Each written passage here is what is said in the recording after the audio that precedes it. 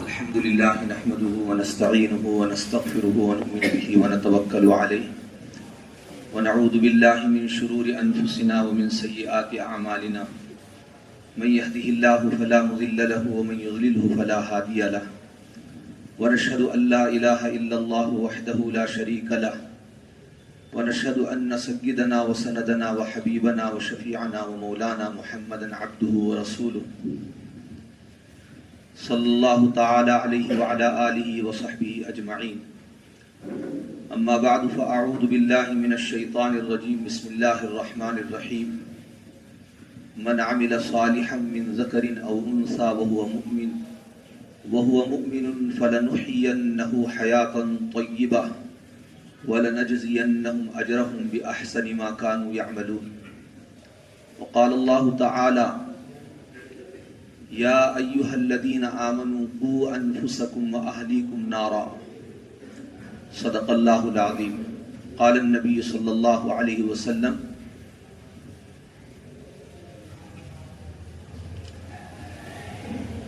کلکم راع وکلکم مسئول عن رعیتہ او کما قال صلی اللہ علیہ وسلم۔ میرے محترم دوستو، عزیزو، بزرگو، بھائیو، آج دنیا میں ہر طرح کے انسان کی ایک ہی تمنا ہے، چاہے کسی بھی لیول کا انسان ہو، کسی بھی طرح کا انسان ہو، اس کی ایک دلی تمنا ہے کہ زندگی میں چین سکون مل جائے،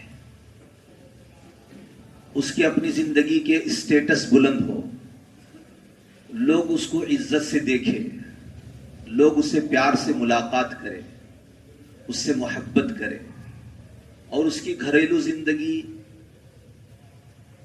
نجی زندگی، بیرونی زندگی ہر طرح کی سکون سے پر ہو۔ یہ انسان کی خواہش ہے، ہر ایک کی دلی تمنا ہے، چاہے وہ انسان پڑھا لکھا ہو، چاہے وہ ان پڑھ ہو، چاہے غریب و فقیر ہو، چاہے وہ مالدار ہو، جس شعبے سے وہ اس کا تعلق ہو، ہر ایک کی دلی تمنا ہے کہ زندگی پرسکون گزرے۔ ابھی اسی پرسکون زندگی کی تلاش میں انسان اپنے اپنے اعتبار سے کوشاں ہے۔ مالدار اپنے اعتبار سے کوشاں ہے، غریب اپنے اعتبار سے کوشاں ہے، پڑھا لکھا اپنے اعتبار سے کوشاں ہے، ان پڑھ اپنے اعتبار سے کوشاں ہے۔ جو جس شعبے میں ہے اس شعبے سے متعلق ہو کر کے آدمی اسی سکون کی تلاش میں ہے، لیکن وہی انسان اس سکون کے پانے میں کامیاب ہے جس سکون کے عطا کرنے کا راستہ سکون دینے والے مالک نے بیان کیا ہے۔ میرے بھائیوں، اچھے مکان سے، بہت بڑے پیسوں سے، اچھی سواریوں سے انسان کبھی سکون نہیں پا سکتا۔ ہماری اپنی یہ سوچ ہے کہ ہمارا بینک بیلنس بہت اونچا ہو جائے اور مکان بہتر ہو جائے، سواریاں عمدہ ہو جائیں، تو پھر ہمیں سکون مل جائے گا۔ یہ ہماری خام خیالی ہے، یہ ہماری خام خیالی ہے۔ سکون کا تعلق چیزوں سے، گھر سے، پیسوں سے، سواریوں سے ہے نہیں۔ سکون یہ عمل قلب ہے، یہ دل کا عمل ہے۔ سکون کا تعلق دل سے ہے، سکون کا تعلق دل سے ہے، کسی پیسوں سے، کسی سواری سے، کسی بنگلے سے، کسی مکان سے نہیں ہے۔ اسی لیے بہت سے ایسے لوگوں کے بارے میں آپ سنتے ہوں گے جنہیں دنیا کے راحت کے اسباب کے اعتبار سے کسی چیز کی کمی نہیں ہے، مکان بہت اونچا، پیسوں کی ریل پیل ہے، بینک بیلنس اتنا جمع ہے کہ خود کو پتا نہیں ہے کہ اتنا بینک بیلنس ہے، حساب کتاب کرنے کے لیے انہیں وقت نہیں ہے۔ سواریاں جیسی جیسی لانچ ہوتی ہیں تو سب سے پہلے سواری خریدنے والا وہ فرد ہوتا ہے۔ اتنی بڑی سواریوں کا، اتنے بڑے بلڈنگ کا، بنگلوں کا مالک ہے، پیسوں کا مالک ہے، لیکن اس سے پوچھو تو ایک سوال کرتا ہے، اللہ نے سب کچھ دیا ہے مولانا، رات میں نیند نہیں آئی، سکون نہیں ہے، بے خوابی کا شکار ہوں، گولیاں کھاتے کھاتے تھک چکا ہوں، ڈاکٹروں کا کھلونا بن چکا ہوں، اگر مجھے کوئی نیند کی ایسی کوئی دوائی دے دے جس سے میں پوری زندگی بھر کے لیے سکون سے سو لوں تو اس کے منہ مانگے پیسے دینے کے لیے میں تیار ہوں. لیکن میرے دوستوں، جس سے اللہ تعالیٰ بے خوابی دے دے، جس کی رات کی راحت کو چھین لے، پوری دنیا کی طاقت، پوری دنیا کے ڈاکٹرز، پوری دنیا کی مملکت مل کے اس کو 1 گھنٹے کی سکون کی نیند دے نہیں سکتے. سکون کی نیند دینے والی ذات اللہ کی ہے. اللہ تعالیٰ اپنے اعتبار سے اور اپنی جانب سے انسان کو سکون دیتے ہیں اور کامیاب زندگی دیتے ہیں. تو میں عرض کر رہا تھا کہ ہر انسان کی دلی تمنا سکون والی زندگی کی ہے، اور اسی کی تلاش میں تگدو میں انسان پریشان گھوم رہا ہے. لیکن اللہ فرماتے ہیں دیکھو، تمہیں جس سکون کی تلاش ہے، اس سکون کی تلاش کرنے کے لیے جو تم نے راہیں اپنائی ہیں، جو راستہ تم نے اختیار کیا ہے، پوری دنیا کی زندگی میں تم گھٹ گھٹ کے مر جاؤ گے، سکون اس راستے سے تم کو ملنے والا نہیں ہے. سکون دینے والا میں ہوں، اور سکون میرے قبضے قدرت میں ہے. میں جیسے بولوں گا ویسے سنو گے تو سکون ملے گا، ورنہ تم پورے مملکت کے بادشاہ بن جاؤ اور پوری دنیا کو تم خریدنے والے بن جاؤ، پھر بھی تم کو سکون ملنے والا نہیں ہے. اللہ تعالیٰ قرآن مجید میں ایک آیت میں ارشاد فرماتے ہیں، من عمل صالحا من ذکر او انثى وهو مؤمن. دیکھو، سکون پانے کے لیے بہت زیادہ پاپڑ بیلنے کی ضرورت نہیں ہے. سکون پانے کے لیے، عزتیں پانے کے لیے بہت زیادہ تگدو کی ضرورت نہیں ہے. بس سمپل اور بہت ہی مختصر کام جو انسان کی قدرت کے اندر ہے، اور ہر طرح کے انسان کی قدرت میں ہے. مالدار کی قدرت میں ہے، فقیر و فلاش کی قدرت میں ہے، ان پڑھ کی قدرت میں ہے، پڑھے لکھے قدرت میں ہے. سب کے اندر یکساں اور برابر اس کی قدرت ہے. میں اس قدرت والے عمل کی طرف تمہیں توجہ دیتا ہوں کہ تم اس پہ عمل کر لو تو تمہیں سکون ملے گا، اور یہ میرا وعدہ ہے کہ میں تم کو ضرور بھی ضرور سکون دے کے رہوں گا. کیا ہے وہ؟ چاہے مرد ہو چاہے وہ عورت ہو، سب سے پہلی شرط اور سب سے پہلا کام سکون کے پانے کے لیے ایمان ہے. ایمان. میرے بھائیوں، ایمان بھی وہ جو پکا ایمان، مضبوط ایمان، یقین کامل کے ساتھ انسان زندگی گزار رہا ہو. ایسا ایمان نہیں راحت میں تو اللہ یاد آئے، تھوڑا بہت ٹھوکر لگ جائے تو پھر اللہ ہی بھلا بیٹھے.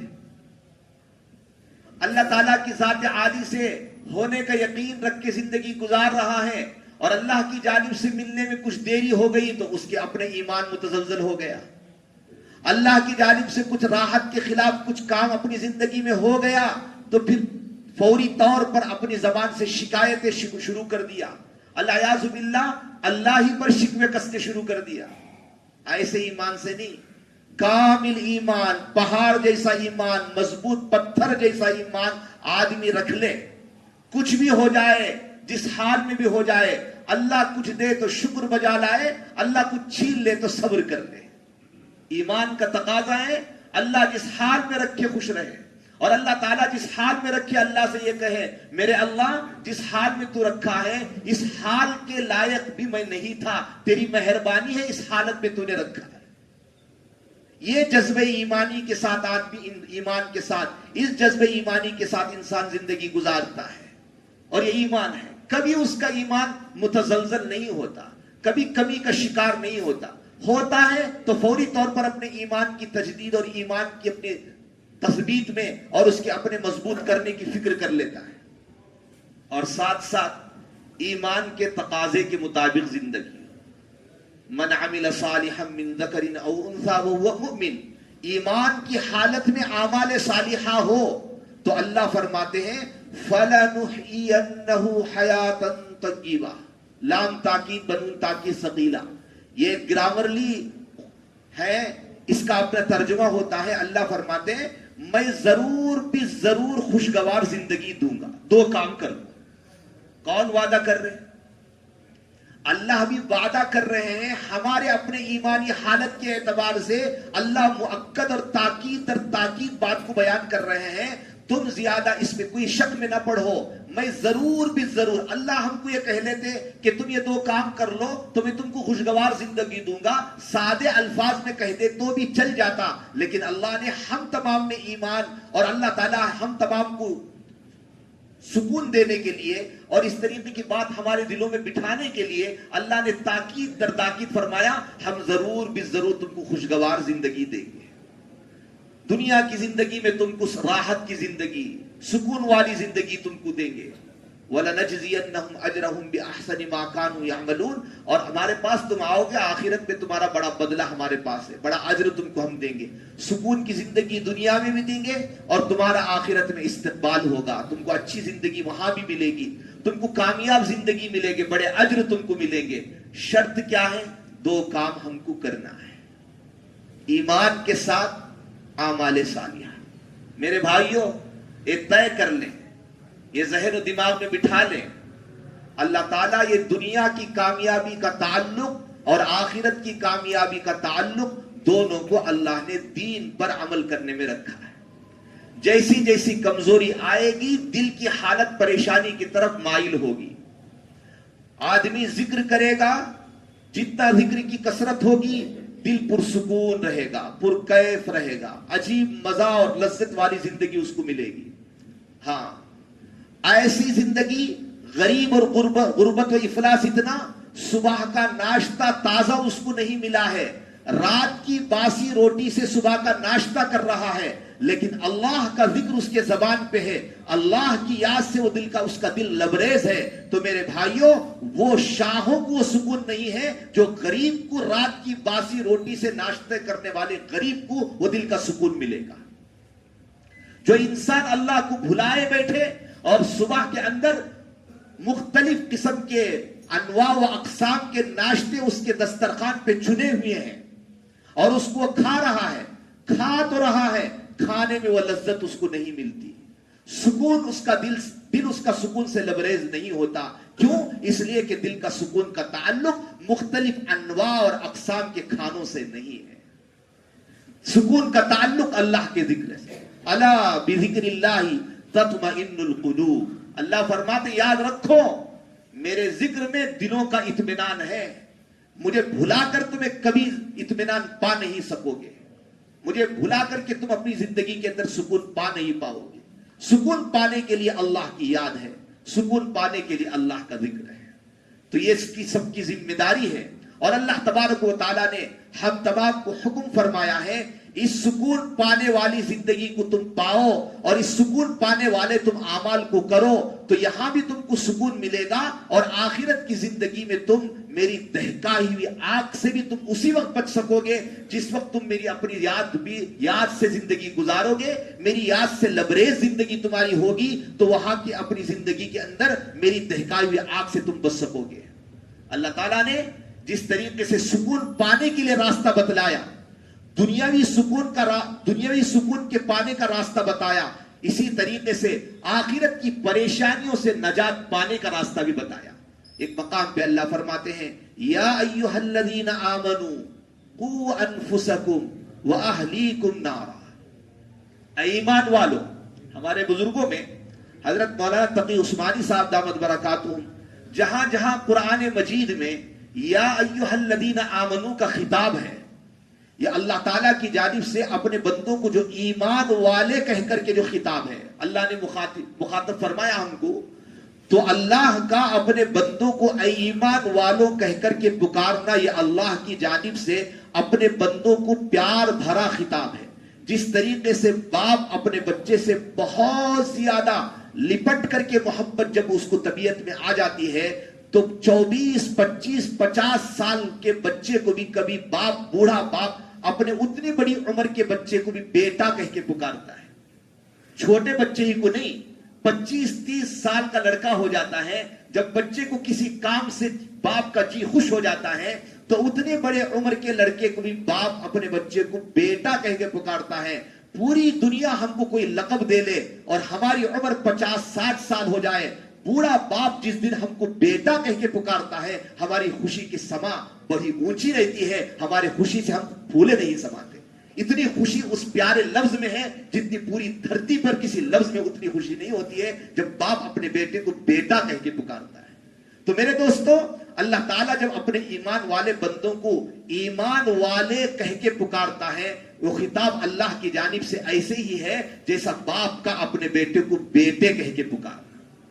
اور جب اللہ تبارک و تعالیٰ اب پیار بھرے خطاب سے اپنے بندوں کو فرماتے ہیں، اے ایمان والو، اے میرے پیارو، ہم اس کا ترجمہ کرتے ہیں اے ایمان والو، اللہ کے اس مراد سے ہم اس کا ترجمہ کرتے ہیں اے میرے پیارو، قو انفسکم، تم اپنے آپ کو، واہلیکم، اپنے متعلق اہل و عیال کو، آپ کی بیوی کو، آپ کے بچوں کو، آپ کی بہن کو، آپ کی ماں کو، جتنے آپ سے متعلق ہیں سبوں کو اس آگ سے بچاؤ جس آگ کا ایندھن پتھر ہے، جس آگ کا ایندھن پتھر ہے، اور لوگوں کو ڈال کر کے دہکایا ہے، پتھروں کو ڈال کر کے اس کو دہکایا گیا ہے۔ ایسی آگ سے تم اپنے آپ کو بچاؤ، اپنے اہل و عیال کو بچاؤ۔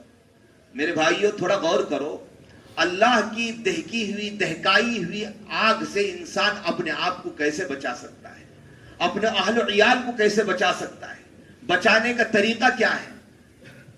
کیا دوزخ کے اندر انسان جا رہا ہے اور وہاں آدمی کی کمر پکڑ کے کھینچ لے بچ جاوے، اور اسے بچنے کی قوت اور بچانے کی قوت اور طاقت کسی کی ہے قیامت کے دن؟ نہ۔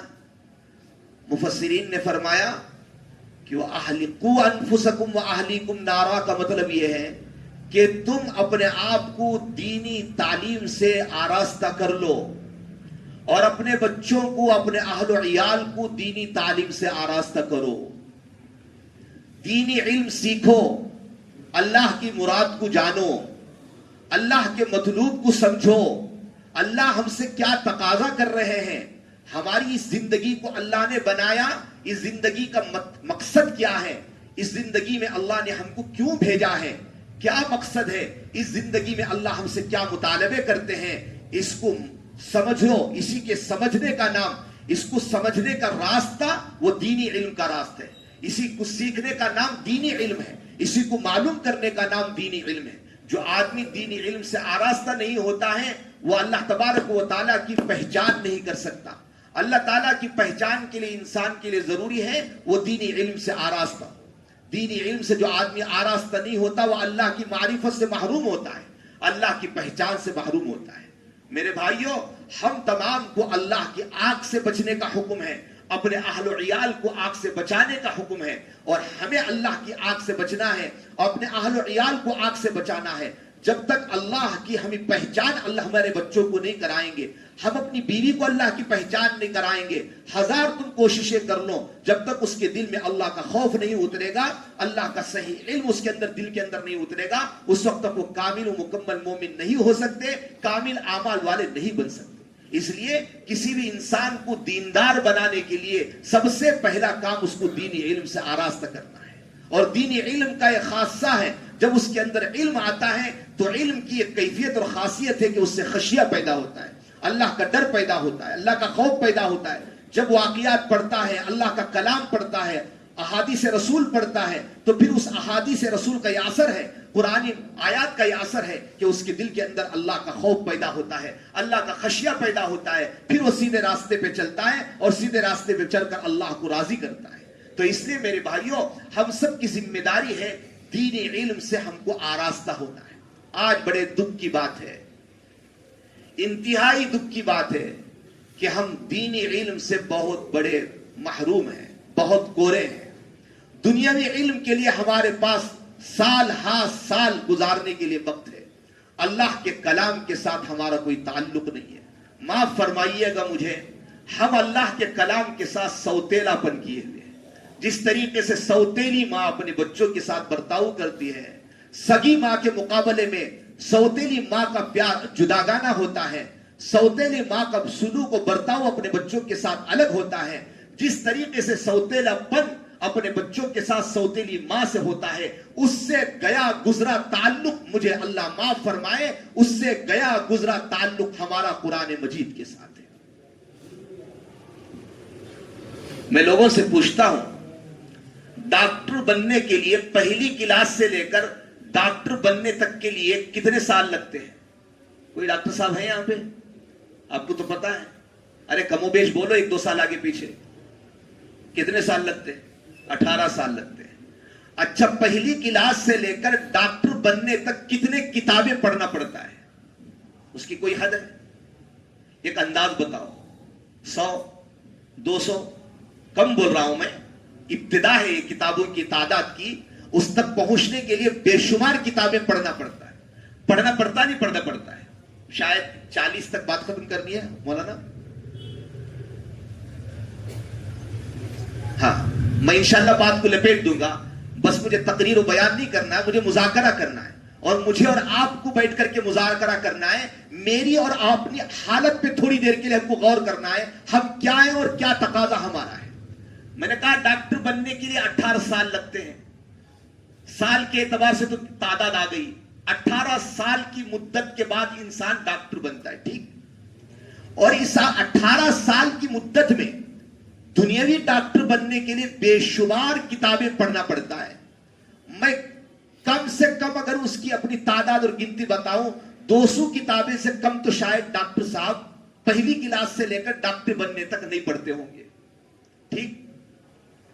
मेरे भाइयों, ये डॉक्टर साहब जो बने हैं, वो अगर उनकी अपनी नीयत की तस्लीह हो जाए कि मैं डॉक्टर पढ़ क्यों रहा हूं, अगर डॉक्टर साहब की ये नीयत पहले दिन से ये हो कि मैं डॉक्टर बन के लोगों की जेबों से पैसे लूटूंगा और गलत सलत चिट्ठियां लिखूंगा, दवाई की जरूरत उसकी बीमारी के लिहाज से ना हो तो भी लिख के पैसा कमा लूंगा और खामोखा कि उसके टेस्ट लिख करके उससे पैसे बटोर लूंगा, अगर उसकी ये नीयत है तो उसकी ये पहली क्लास से लेकर डॉक्टर बनने तक का पूरी पढ़ाई बेदीनी है। उसका वो गुनाह होगा उसकी नीयत की बुनियाद।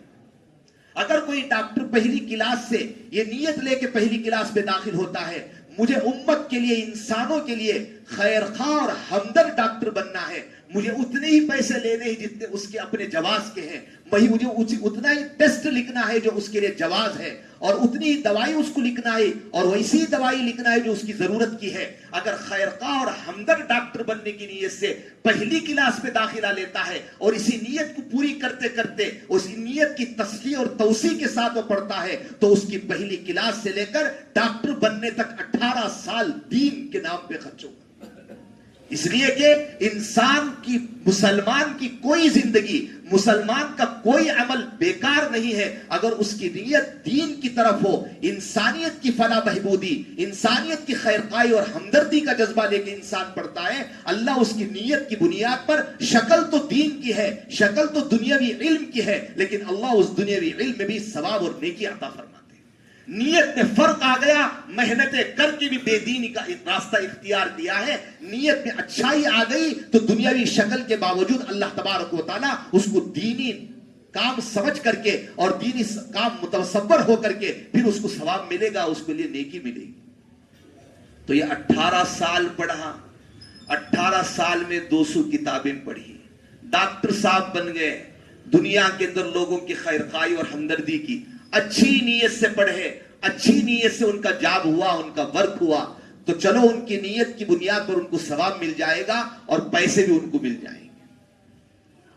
लेकिन मैं इन्हीं प्रोफेसर साहबों से, डॉक्टर साहबों से, इंजीनियर साहबों से, प्रोफेसर साहबों से, पायलटों से, बड़े बड़े दफातर और महाकिम में काम करने वालों से मैं पूछता हूं कि जिस अल्लाह ने तुमको इन तमाम किताबों के पढ़ने के लिए दिमाग और जबान दिया, उस अल्लाह के कलाम के पढ़ने के लिए तुमने कितना वक्त लगाया?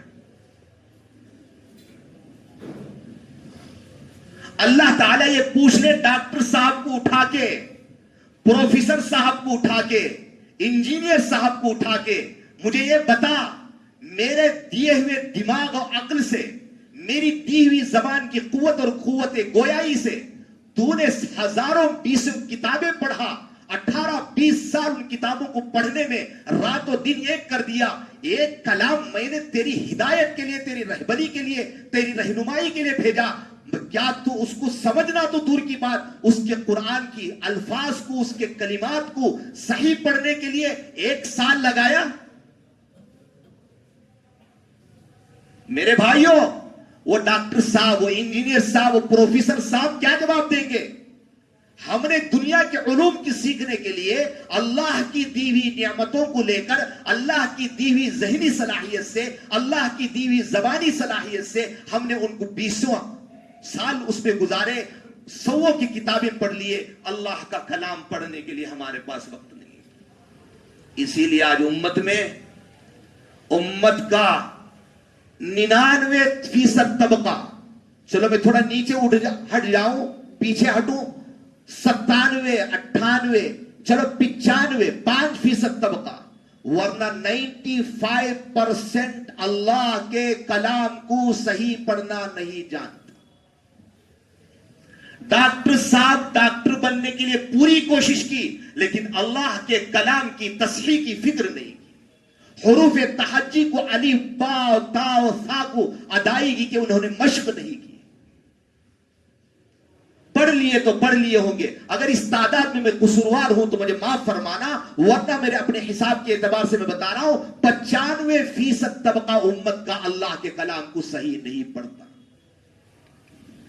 انگریزی اتنی پڑھ لیتے ہیں کہ انگریزی اتنی اچھی بول لیتے ہیں، کبھی کبھی ہماری انگریزی سن کر انگریز بھی شرما جائے، لیکن اللہ کا کلام ہم کو نہیں آتا۔ میرے عزیزوں، میرے دوستوں، میرے بزرگوں، آج میں آپ کے درمیان میں ایک اپیل کرنے کے لیے آیا ہوں، خدا را اس اپیل کو اپنے دلوں میں اتاریں گے انشاءاللہ۔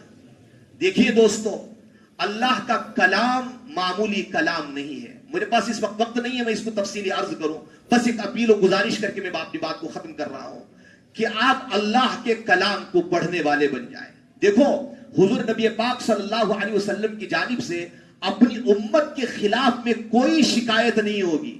میرے اور آپ کے آقا سرکار دو جہاں صلی اللہ علیہ وسلم امت کے بڑے غمخوار، بڑے ہمدرد، بڑے مشفق، بڑے مہربان، بڑے رحم کرنے والے، کبھی کوئی شکایت امت کے بارے میں نہیں۔ لیکن یاد رکھنا، اٹھنے بڑے محسن انسانیت، رہبر کامل، مشفق و مربی، بڑے احسان کرنے والے وہ نبی اللہ کے دربار میں اپنی امت کے بارے میں ایک شکایت کریں گے۔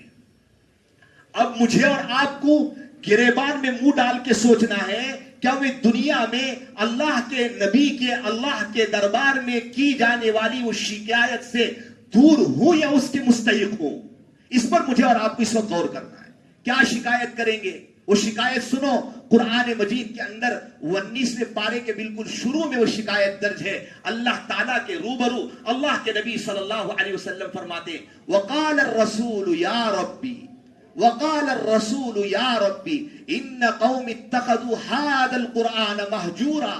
اے میرے پاک پروردگار، میری اس قوم تیرے قرآن کو چھوڑ کر کی زندگی گزار رہی تھی۔ اب ہم کو دیکھنا ہے، ہم یہ قرآن مجید کو چھوڑنے کا مطلب یہ ہے قرآن مجید کو حرز جان نہیں بنایا، قرآن مجید کے مطالب کو نہیں سمجھا، قرآن مجید کے تفاسیر کو نہیں پڑھا۔ اللہ تیری جو مراد تو نے بیان کیا تھا، تیرا جو مطلوب تھا، تیرا جو تقاضا تھا قرآن مجید نے تو نے امت اپنے بندوں کو بیان کیا تھا، اس کی طرف انہوں نے نگاہ نہیں کی۔ یہ تفصیلی قرآن مجید کے تعلق سے متعلق اللہ کے نبی علیہ الصلوۃ والتسلیم کی شکایت ہوگی۔ ہم تو میرے دوستو قرآن مجید کا جو پہلا زینہ ہے، جو قرآن مجید کا پہلا درجہ ہے، قرآن مجید کا پہلا تقاضا ہے، ہم تو دوسرے، تیسرے، چوتھے، پانچوں تقاضوں تو دور کی بات ہے، ہم پہلے تقاضے کے اندر بھی ناکام ہیں۔ پہلا تقاضا کیا ہے؟ پہلا تقاضا قرآن مجید کو ایسے پڑھنا جیسے قرآن مجید نازل ہوا ہے، قرآن مجید کو ویسے ہی پڑھنا جیسے قرآن مجید نازل ہوا ہے۔ جب تک قرآن مجید کو ان حفاظ، ان علماء، ان قراء کی خدمت میں آپ نہیں بیٹھیں گے، اس وقت تک آپ کا قرآن مجید کے تصحیح اور قرآن مجید کی صحت مشکل ہے۔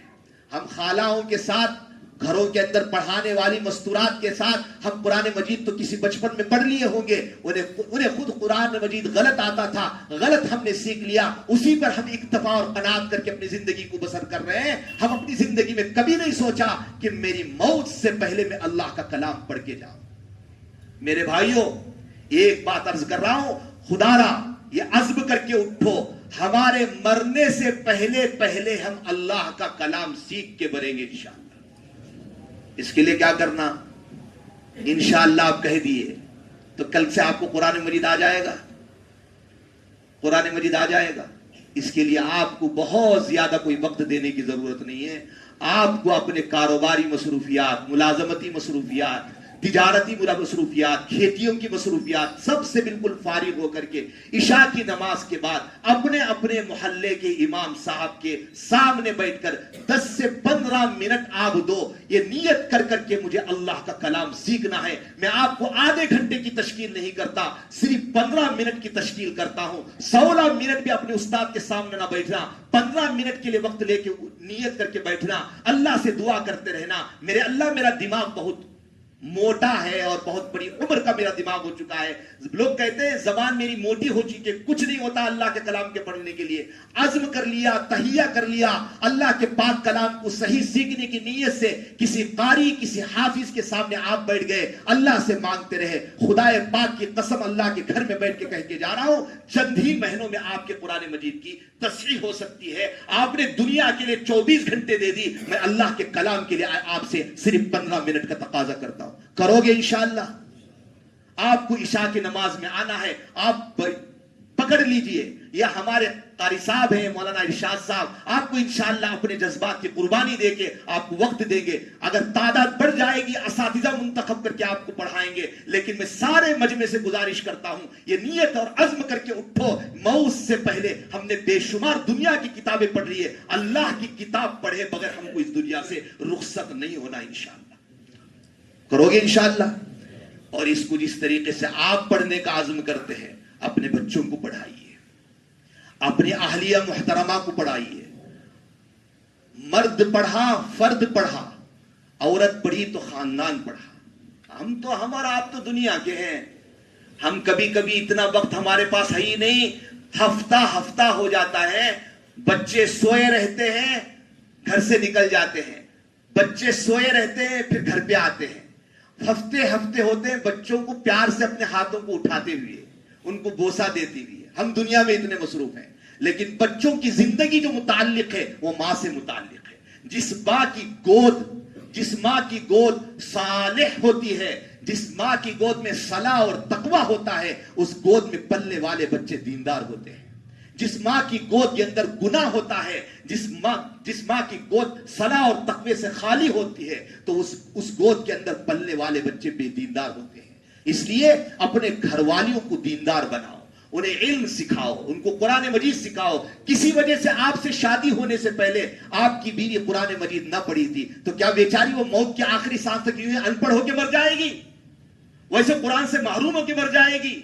اس کے باپ نے کبھی کسی وجہ سے توجہ نہیں دیا، توجہ دیا تو اس کی بے توجہ سے نہ پڑھ پائی، لیکن آپ کی اہلیہ محترمہ بن چکی ہے تو آپ اپنے اہلیہ محترمہ کو دین سے، دینی علم سے آراستہ کیجئے، اس کو قرآن مجید سے تعلق قائم کیجئے، اللہ رسول کی محبت اس کے دل میں بٹھائیے۔ میرے بھائیوں، ہماری بیویاں ہمارے گھروں کے کام و کاج کے لیے صرف نہیں آئی ہیں۔ میں تو لوگوں سے کہا کرتا ہوں، جب بھی نکاح کے اپنے خطبے کا موقع ہوتا ہے، لوگوں کو میں سمجھاتے ہوئے کہتا ہوں کہ ہر فرد اپنی بیوی کو جنتی بنانے کی فکر کرے۔ میری بیوی میری روبرو جنتی بن جائے، میری بیوی میرے گھر میں زندگی گزار رہی ہو، میری بیوی میرے روبرو زندگی گزار رہی ہو، اس کی نمازوں کی قضا ہو رہی ہو، میرا مرنا اس سے بہتر ہے۔ میرے نگاہوں کے سامنے میری بیوی بے نمازی بن کے زندگی کر رہی ہے، اور بے نمازی گھر میں رہ کر اور بے نمازی کی حالت میں اپنے ہاتھوں سے کھانا بنا کے ہم کو کھلا رہی ہے، ہم کو یہ ہضم نہیں ہونی چاہیے۔ ہم مصروفیات سے، تجارت سے، کاروبار سے، ملازمت سے گھر پہ آئیں تو اپنی بیوی کو دسترخوان چننے سے پہلے، دسترخوان بچھانے کی گزارش کرنے سے پہلے اپنی بیویوں کی نمازوں کا پوچھیں کہ کیا بیگم تم نے ظہر پڑھ لی؟ نہیں پڑھی ہے؟ جلدی سے ظہر پڑھ لو، پڑھنے کے بعد ہم دونوں مل کے کھانا کھائیں گے۔ کتنا اچھا لگتا ہوگا۔ کوئی شوہر اپنی بیوی سے کہتا ہے وہ بے نمازی، ہم بھی بے نمازی، وہ دین سے دور، ہم بھی دین سے دور، پھر بھی اللہ سے کہہ رہے ہیں اللہ سکون نہیں ملتا۔ نہیں ملے گا، میں نے کہا نہیں ملے گا، ملے گا اسی وقت جس راستے کو اللہ نے سکون کا راستہ بتلایا ہے، اس سکون کے راستے پہ میں اور آپ چلیں گے تو سکون ملے گا، ورنہ اللہ کے بتائے ہوئے راستے سے ہٹ کر کبھی سکون نہیں ملنے والا۔ اس لیے میرے بھائیوں، اپنے بچوں کو مکاتب، صباحی مکاتب، شبینہ مکاتب میں پابندی کے ساتھ بیچنے کی فکر کریں، مکاتب کو منظم کریں۔ اور الحمدللہ مجھے بڑی خوشی ہوئی، ہمارے مولانا ارشاد صاحب ماشاءاللہ ان کے رفقا سب مل کر کے عورتوں اور مستورات اور بڑی خواتین کے لیے تعلیم کا نظم کیا ہے. اب پھر شروعات اور ابتدا اس کی ویکلی 2 دن تعلیم کا انہوں نے نظم کیا ہے. جب شوق بنے گا، شوق بڑھے گا، تقاضا آئے گا تو انشاءاللہ مستورات کے لیے روزانہ 2-3 گھنٹے کا نظم دینی علم کے سیکھنے سکھانے کا نظم علماء کرام کریں گے انشاءاللہ. انہوں نے بڑا عزم اٹھایا ہے، بڑا جذبہ لیا ہے ماشاءاللہ.